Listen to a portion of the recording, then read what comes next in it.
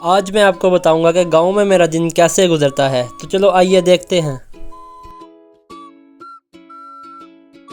السلام علیکم جی، کیا حال چال ہے سب کے؟ ایک نئی ویڈیو میں خوش آمدید۔ صبح کا موسم کافی اچھا تھا، میں فجر کی نماز پڑھنے کے بعد چھت پہ آ گیا۔ ابھی میں چھت پہ ہی کھڑا دن میں کرنے والے سارے کاموں کے بارے میں سوچ رہا تھا۔ دیکھتے ہی دیکھتے بہت تیزی سے بارش شروع ہو جاتی ہے اور میں بھاگتا ہوا نیچے آ جاتا ہوں۔ بارش بہت ہی زیادہ تیز تھی، میں نیچے روم میں آ کر کھڑکی کے سامنے بیٹھ کر بارش کو انجوائے کرنے لگا۔ بارش اتنی زیادہ تیز تھی کہ کھڑکی سے بھی پانی اندر آ رہا تھا۔ بارش ہونے کی وجہ سے سارے دن کے کرنے والے کام کی روٹین تو خراب ہو ہی چکی تھی، لیکن موسم بڑا ہی خوشگوار اور ٹھنڈا ہو چکا تھا۔ بارش رکنے کا نام ہی نہیں لے رہی تھی۔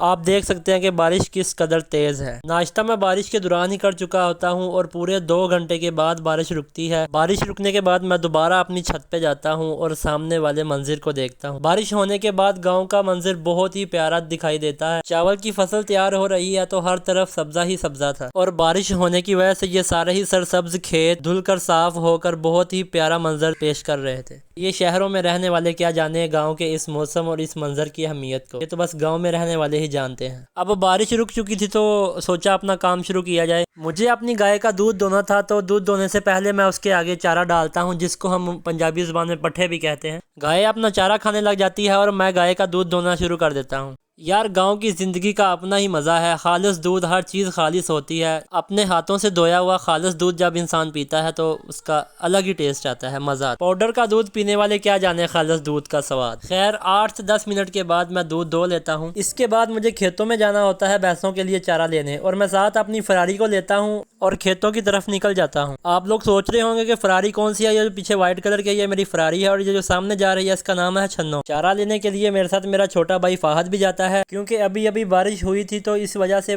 یہ سامنے چاول کی فصل بہت شائنی دکھائی دے رہی ہوتی ہے اور رستے میں تھوڑا پانی بھی کھڑا ہوتا ہے۔ ہم اپنے کھیت کے پاس پہنچ جاتے ہیں اور میں یہاں پہ اپنی فراری کو پارک کر دیتا ہوں۔ اپنی فراری کو پارک کرنے کے بعد میں کھیت میں قدم رکھتا ہوں، دیکھتا ہوں کہ کھیت میں بارش کا کافی زیادہ پانی جمع ہوتا ہے۔ جب بھی کھیت میں پانی جمع ہو جاتا ہے تو ہمیں چارہ کاٹنے میں بہت مشکل ہوتی ہے۔